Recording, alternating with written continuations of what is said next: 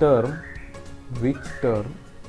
Of the G P, हे दिलेलं G P जे आहे त्यातली कुठली टर्म म्हणजे कितवी टर्म ही 5/10 असेल, म्हणजे 5/10 केल्यावर जे उत्तर येईल ती टर्म कितवी असेल दिलेल्या जी पीमध्ये असं विचारलं आहे. आपल्याला काय माहिती ते आता आपण फाइंड करणार. त्याच्यासाठी हे जी पी आहे ते चेक करायला पाहिजे, पण त्यांनी सांगितलं आहे it is a G P, which term of the G P, G P नाव दिलेलं आहे म्हणजे जी पी आहे सांगितलं आहे, त्यामुळे चेक करायची गरज नाही. पहिल्यांदा आपण फर्स्ट टर्म लिहून टाकूया. First term is equal to A म्हणजेच 5. Then common ratio. आता कॉमन रेशो उगाच सगळे करत बसायची गरज नाही आहे, कुठली तरी एक जोडी घेऊया बिकॉज त्यांनी जी पी आहे ते सांगितलं आहे. सो पहिले दोघं घेऊया. 25 पुढचा नंबर वरती, त्याच्या मागचा नंबर डिनॉमिनेटरला, 5 25. सो आरची व्हॅल्यू पण 5 आली, हे एक फिक्स झालं. आता त्याने विचारलं आहे कितवी टर्म, मग तो आपण फॉर्म्युला लिहूया. So we have nth term is equal to a r raise to n-1, अशा पद्धतीने आपण लिहिलं. मग कितवी टर्म आपल्याला काय मिळाली पाहिजे, 5/10. सो आपण इथे टाकू 5/10 is equal to nth term is equal to A, A म्हणजे फर्स्ट टर्म किती आहे 5, ते टाकलं. आर किती आहे 5 रेज टू n-1, म्हणजे आपल्याला थोडक्यात कसली व्हॅल्यू काढायची आहे, एन ची व्हॅल्यू काढायची. कितवी टर्म असेल ते आपल्याला बघायचं. ठीक आहे, मग आता आपण एन ची व्हॅल्यू काढली म्हणजे कितवी टर्म आहे ते आपल्याला मिळेल. इथे 5/10 हे उत्तर त्याने दिलंच आहे. सो 5/10 मी तसंच ठेवतो. ठीक आहे, इज इक्वल टू हा जो इकडचा 5 आहे ना तो तिकडे डिनॉमिनेटरला टाकतो आणि हे 5/n-1 तसेच ठेवतो. आता इकडचं एक 5 याच्यातल्या एकाबरोबर कॅन्सल होईल आणि मग उत्तर राहील 5/9 इज इक्वल टू, इथे उत्तर राहील 5/n-1, 5/n-1 असं राहील. मग आता दोघांची बेस सेम आहेत 5 5, म्हणजे इकडे दोन जर नंबर सेम आहेत आणि हे म्हणतात ही व्हॅल्यू इक्वल आहे, दोन्ही value left hand side right hand side, याचा अर्थ ही जी पॉवर आहे ती पण सेमच असली पाहिजे. सेम असली पाहिजे याचा अर्थ 9 जेवढी आहे तेवढंच कोण असला पाहिजे, n-1 असला पाहिजे. हा -1 तिकडे जाईल. So 9 + 1 is equal to n. So n is equal to 10. याचा अर्थ for the given G P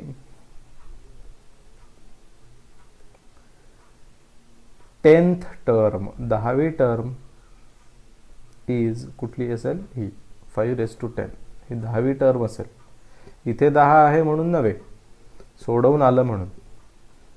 आणि तुम्हाला इथे दिसेल पहिली टर्म म्हणजे बघा 5/1 आहे, दुसरी टर्म म्हणजे 5/2 आहे, तिसरी टर्म म्हणजे 5चा क्यूब आहे, चौथी टर्म म्हणजे 5/4 आहे, पाचवी म्हणजे 5/5, सहावी म्हणजे 5/6, असं करत 10वी कुठली येणार 5/10 आलं तसंच.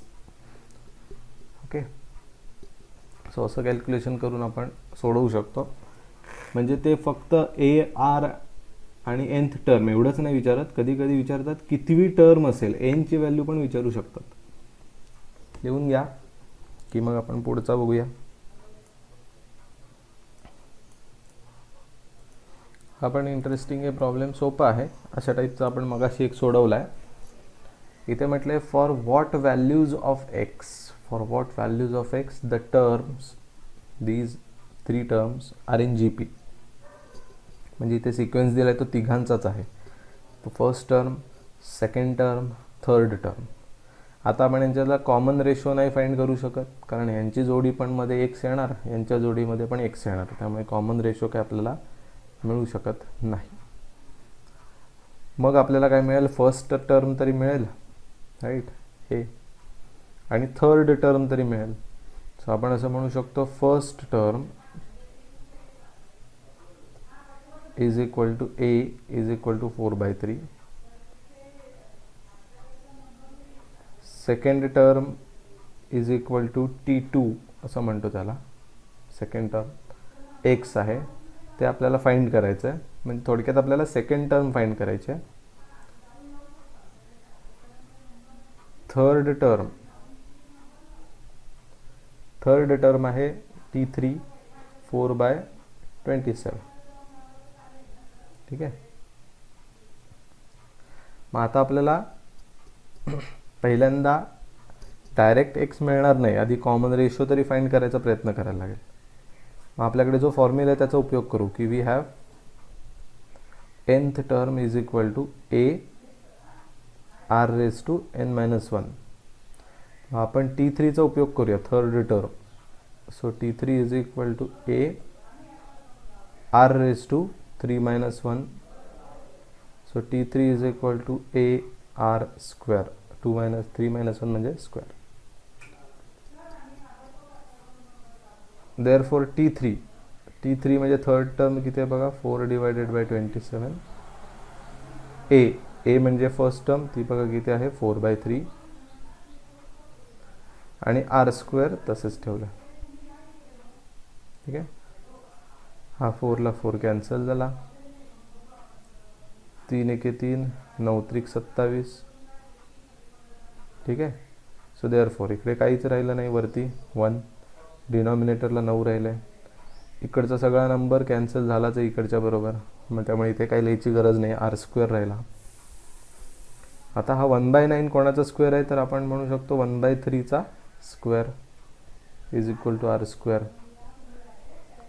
आणि मग दोन्ही साईडला स्क्वेअर रूट घेतलं की r ची व्हॅल्यू मिळेल 1/3.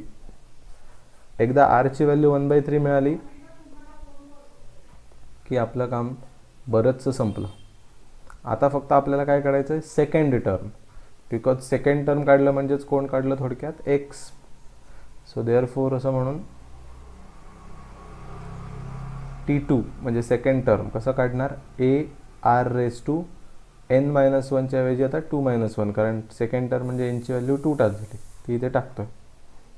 So T2 is equal to a r, कारण 2-1 म्हणजे काय 1 ना. ठीक आहे. आता याच्यामध्ये व्हॅल्यूज पुट करायच्या. a ची व्हॅल्यू इथे आहे 4/3, r ची व्हॅल्यू 1/3. सो T2 म्हणजेच कोण आहे, थोडक्यात x. 4 एके 4, 3 त्रिक 9. So 4/9 is the answer. म्हणजे आपण थोडक्यात काय काढलं, एक्सच काढला. सेकंड टर्म म्हणजेच कोण आहे, एक्स आहे. ठीक आहे. सो हे लिहून टाका. रिमार्क्स असं म्हणा, लेट्स नोट असं म्हटलं तिथे रिमार्क्स असं म्हणा तुम्ही. आणि 3 रिमार्क्स आहेत. ते म्हणतात की 3 नंबर जर तुम्हाला GP मध्ये घ्यायचे असतील तर ते कुठले घ्यायचे, can be conveniently assumed as. Conveniently म्हणजे त्याचा उपयोग आपल्याला प्रॉब्लेम सोडवताना होतो म्हणून. ओके. काय कुठले घ्यायचे, तर AR आणि इकडे A/R म्हणजे असे घ्यायचे 3, जेणेकरून त्याने कॅल्क्युलेशन सोपे होतात.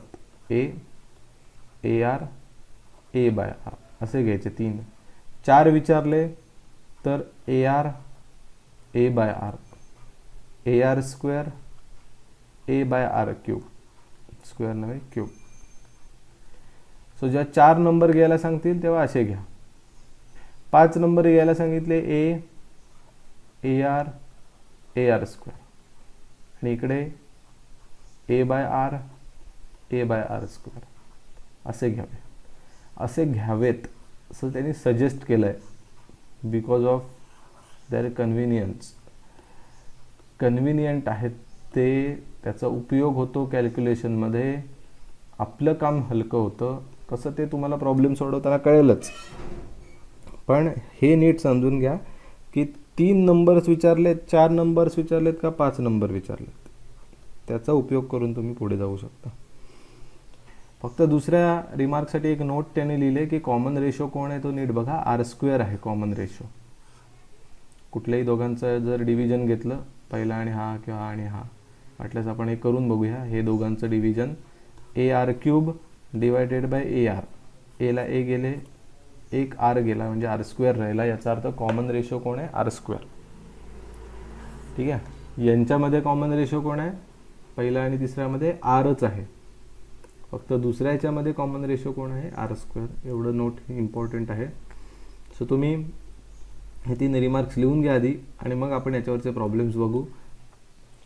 ओके, काय म्हटलंय बघा, फाइंड 3 नंबर्स. 3 नंबर्स आहेत कशामध्ये, जी पीमध्ये. असे प्रॉब्लेम्स लक्षात घ्या, 3 नंबर्स जी पीमध्ये असणार आहेत, ते तुम्हीच फाइंड करा. असे कितीतरी आपण घेऊ शकतो ना जी पीमध्ये, वाटेल ते नंबर्स घेता येतील, पण ते कसे पाहिजेत. तर त्यांनी सांगितलंय देअर सम इज 42, त्यांची बेरीज 42 झाली पाहिजे आणि त्यांचा प्रोडक्ट त्या तिघांची जर मल्टिप्लिकेशन घेतली तर 1728 हे आलं पाहिजे. म्हणजे कंडिशनवर डिपेंड आहे की तुमचे नंबर्स काय येणार आहेत. मग आता आपल्याला 3 नंबर अज्युम करायचे आहेत, तर आधी मी त्यांनी सांगितलं त्या पद्धतीने घेऊन दाखवतो की 3 numbers are in G P. जर असं म्हटलं तर तुम्ही हे 3 नंबर्स घ्या. सो पहिली लाईन तुम्ही आधी काही लिहू नका, लिहायला वेळ देतो मी, आधी नीट लक्ष द्या. पहिली लाईन तुम्ही असं लिहिणार की let the 3 numbers in G P are. हे बघा, हे त्यांनी सांगितलेले 3, ए बाय आर, मग a and then a r. हे ते 3 नंबर्स आहेत. ठीक आहे, पुढे हे लिहून झाल्यानंतर त्यांनी पहिली कंडिशन काय सांगितली आहे बघा, देअर सम इज 42. नेहमी आता सम घेतली तर काय अवस्था होते आपली ते सांगतो. A by R plus A plus A R is equal to 42 घेतला.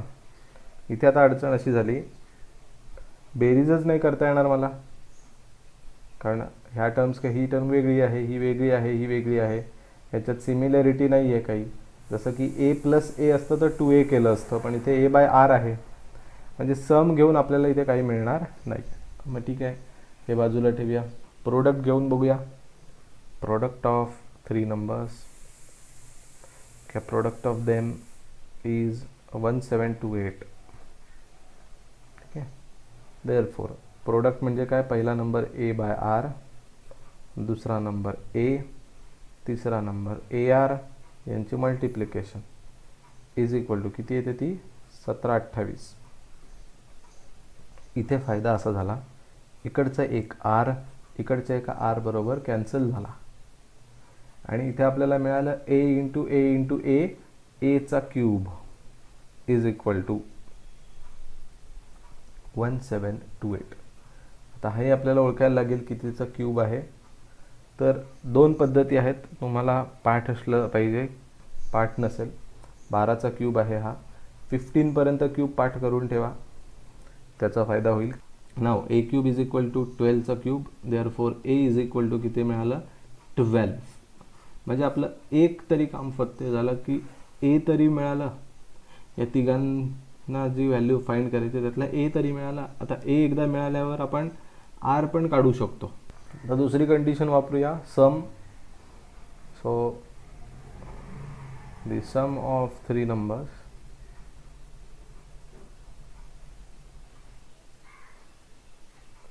is 42. Therefore a by r plus a plus ar is equal to 42. आता याचा पण काही फायदा होणार नाहीच आहे, पण मगाशी झाला नसताच, आता थोडा तरी होईल, बिकॉज 12 तरी माहिती आहे आपल्याला. सो 12 आपण टाकूया त्याच्यात, 12 by R plus 12 plus 12r is equal to 42.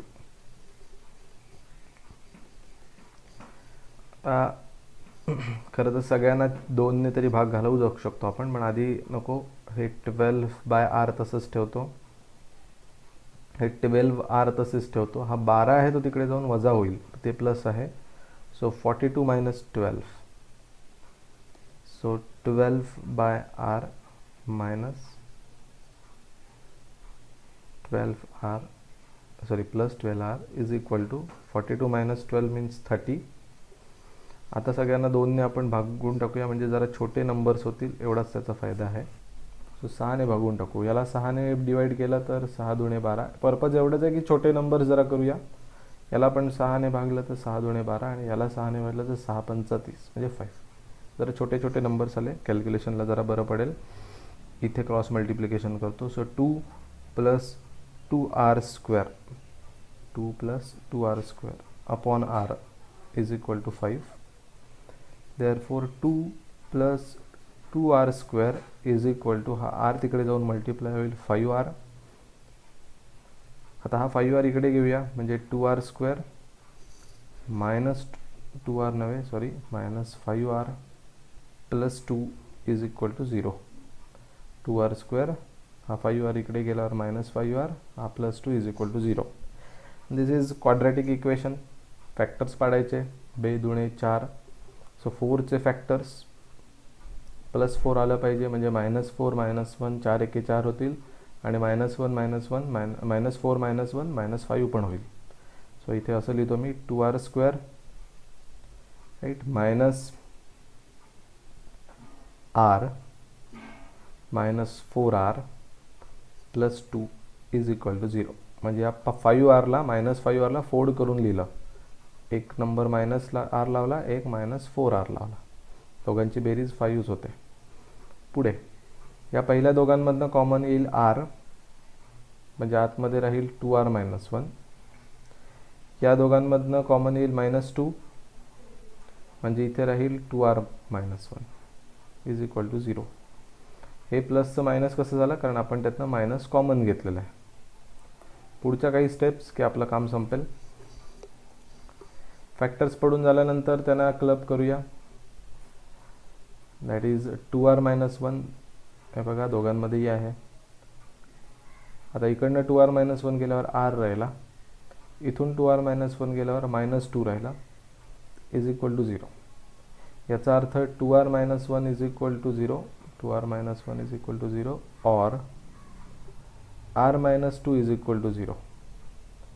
So 2r is equal to 1 और r is equal to 2. Therefore r is equal to 1/2 और r is equal to 2. So rच्या आपल्याला दोन व्हॅल्यूज मिळाल्या, एक 1/2 आणि एक 2. मग यातली नेमकी कुठली व्हॅलिड आहे, तर दोन्ही सुद्धा व्हॅलिड आहेत. दोन्ही व्हॅलिड आहेत. कशा ते मी तुम्हाला करून दाखवेन. Therefore the three numbers are a by r then a and then ar. That is therefore a म्हणजे किती आहे आपला 12. ओके, डिवायडेड बाय r ची व्हॅल्यू पहिली ही वापरतो 1/2 तर असं दिसेल 12/1/2 कॉमा 12 कॉमा 12 × 1/2. याने काय उत्तर मिळालं, हा 2 वरती जाईल म्हणजे 24, हा 12 आणि हे दुबई के बे बेसंग 12. So this forms GP and these are the three numbers which are in GP. The sum is 48 and product is 1728. 48 ने 42 आणि product is 1728. आता जर मी हे न घेता 2 घेतलं तर काय येईल बघा, हाच सिक्वेन्स. सो इथे मी लिहितो at r is equal to 1/2 आणि इथे लिहितो at r is equal to 2. याच्यात जर टाकलं तर a/r म्हणजेच 12/2 देन 12 आणि देन 12 × 2 म्हणजे आपल्याला उत्तर मिळाली 6, 12 आणि 24. So these are the 3 numbers which are in GP. आता मला सांगा 24 12 6, 6 12 24 काही फरक आहे का? नंबर्समध्ये अजिबात फरक नाही पडत, व्हॅल्यू तीच येते, फक्त सिक्वेन्स उलटा येतो आणि सरळ येतो किंवा सरळ आणि उलटा उलट सुलट. हे पण GPच आहे शेवटी आणि हे पण GPच आहे. उतरता क्रम असू शकतो, चढता क्रम पण असू शकतो. असं काही नियम नाही आहे की GP मध्ये चढता क्रमच पाहिजे, उतरता क्रम पण चालू शकतो आहे ना. Ascending order, descending order, ascending order चालू शकते. फक्त दोन्ही वेळेला नंबर्स तेच पाहिजेत, 6 12 24, इकडे पण 6 12 24 आणि तेच येतात. डोंट वरी, कधीही सोडवताना तसंच येतं. त्यामुळे हे पण उत्तर व्हॅलिड आहे. r is equal to 2 and r is equal to 1/2 is also valid. या तिघांची आपल्याला कंडिशन काय होणं गरजेचं आहे, हे GP आहे की नाही आहे. हे जी पी आहे की नाही, आहे. यांची बेरीज 42 होते की नाही, होते. यांची बेरीज 42 होते की नाही, होणारच. यांचा प्रोडक्ट 17-28 येतो का, यांचा प्रोडक्ट 17-28 येतो का, येतो. सगळ्या कंडिशन सॅटिस्फाय झाल्या, संपला विषय. असं कुठेही म्हटलेलं नाही की ते डिसेंडिंग आहेत, असेंडिंग आहेत. त्यामुळे हे दोन्ही उत्तरं बरोबर आहेत. रादर हे दोन्ही सिक्वेन्स सेमच आहेत, फक्त एक चढत्या क्रमाने आहे, एक उतरत्या क्रमाने आहे, एक असेंडिंग आहे, डिसेंडिंग आहे. पण नंबर्स तुमचे 6, 12 आणि 24च आले पाहिजेत. ठीक आहे. सो हा फायनल पॉईंट लिहून घ्या.